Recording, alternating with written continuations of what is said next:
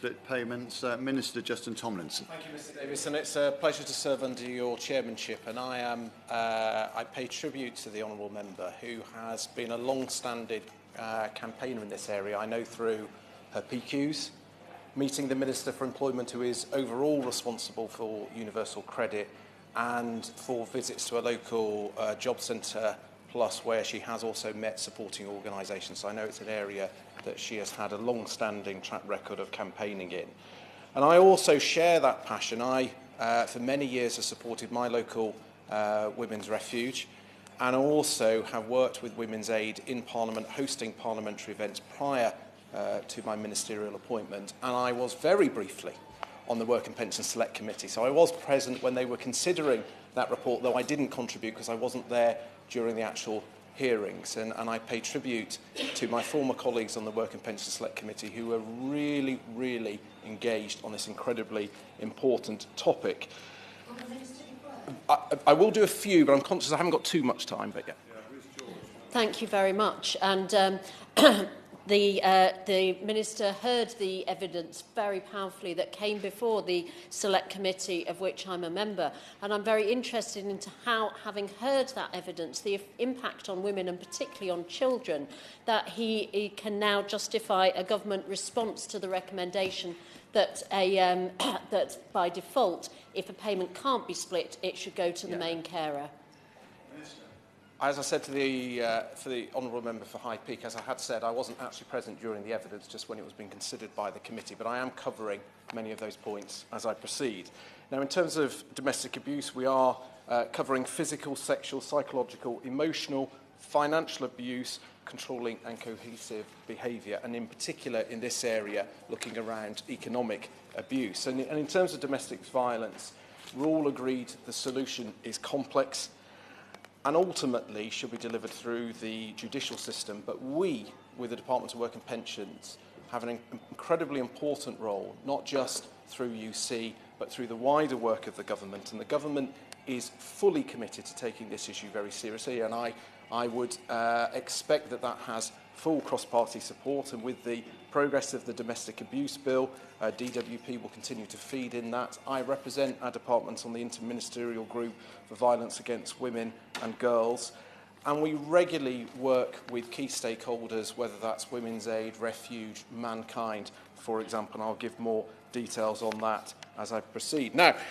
I was particularly touched by the case study that was risen, and today I met both with Women's Aid and Refuge, talking specifically about what is actually the journey within the job centre. So first of all, it is now mandatory that all work coaches have training to recognise and identify either victims of domestic abuse or those at risk of domestic abuse, and then offer support. Now, that support can include signposting to local and national partnership organisations, i.e. Women's Aid, Refuge, but also the local ones, and every town is different. Now, that relies on their own that people are willing to be referred, but they are offered that sort of menu of signposting options.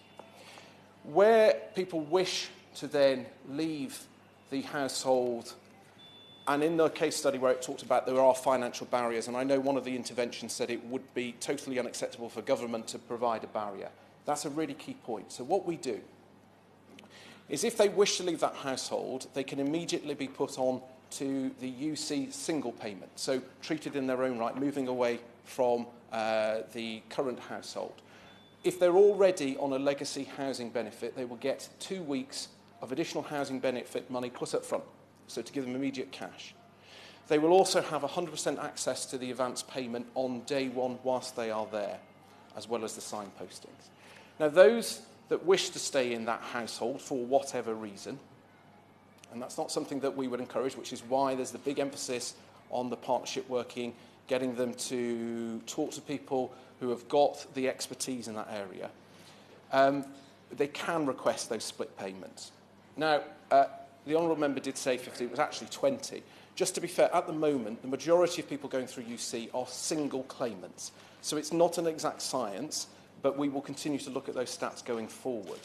And I get the point that the data is limited. The data tells us if they've, are successfully now having split payments. I would like more as a minister. That's a given. And that is something that, in my role, I will be pushing for. I would like more data, because if we are going to target support, we do need to know that. It's not a simple process with the UC design. Very quickly.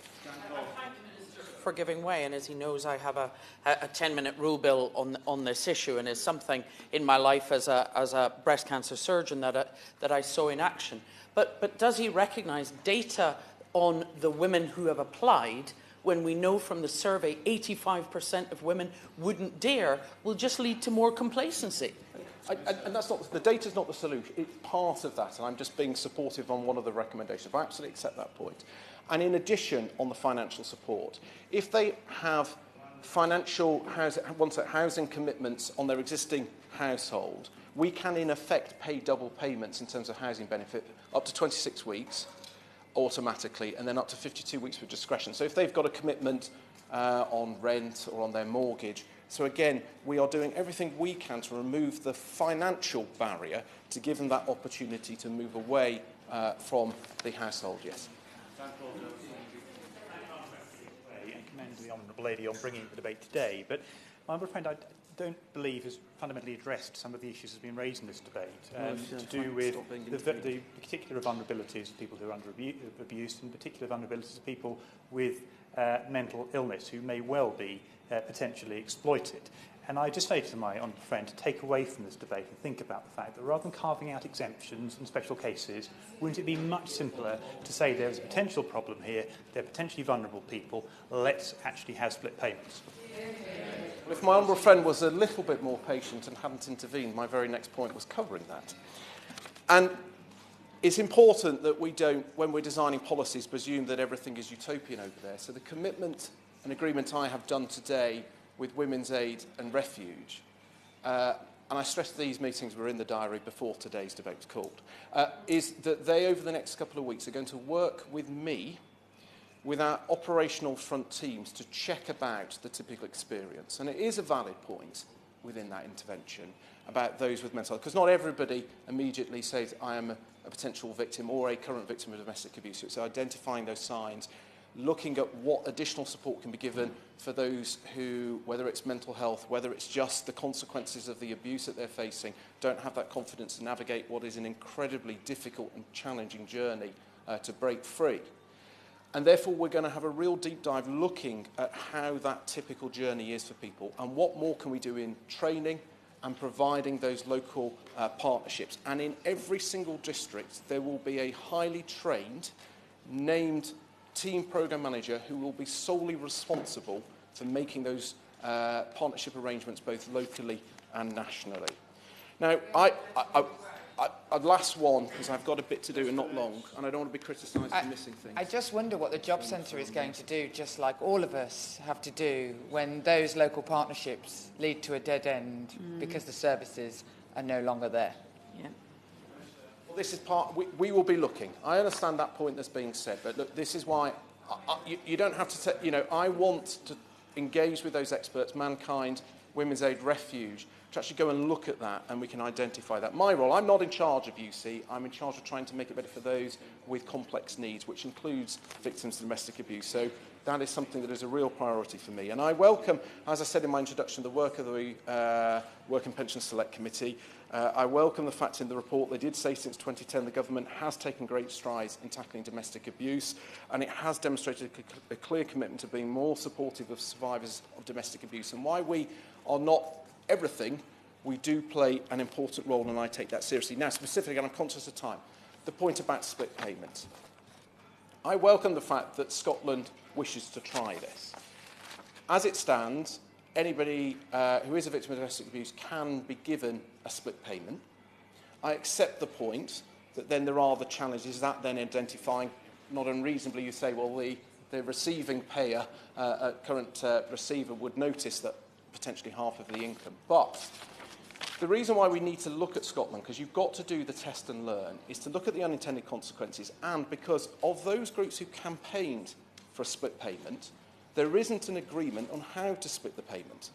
Because it isn't the case that everybody would just simply do 50-50. And then if the state, which is us, starts to then arbitrarily saying, well, somebody should have 70%, somebody should have 30%, that could have unintended consequences. Now, it doesn't mean that that isn't perhaps the right way to do it. That is why we have committed to give the support to the Scottish Parliament to do their pilot. It is a sufficiently large area that we could draw good, informed information from to then look at, is this the way to go, or is it in fact good intentions, but because of the unintended consequences, it isn't the right way to go. But it does have a support. And on the specific question, have they brought forward suggestions on how to do it, or a plan for legislative stuff? Absolutely not. And I suspect in their defence, it is because it is so complex on the issue of how do you split those payments. But they will get our full support to make that work in whatever they can do. And just to be clear, UC is not, the principle of having household income is not new to UC. It has been the case since the dawn of time on legacy benefits. It doesn't mean it's right, but we will look very closely as the Scottish Government. And I've only got 1 minute. So in conclusion, I recognise it's a shame that this was not a longer debate, and then more people who've done their interventions could have then expanded on that. There is a real commitment from me as the Minister that I will work with those experts. We will work with the Scottish Government to look at their pilot to see whether there are lessons can be learned on there. But in the immediate time, we are looking at what will happen and what immediate support we can do to identify and support those either in danger or currently victims of domestic abuse, so we can do our bit. It is something this government takes very, very seriously and will continue to push, not just in this area, but through the domestic abuse bill coming forward. And I pay tribute to the Honourable Member, who has been a dedicated worker in this area.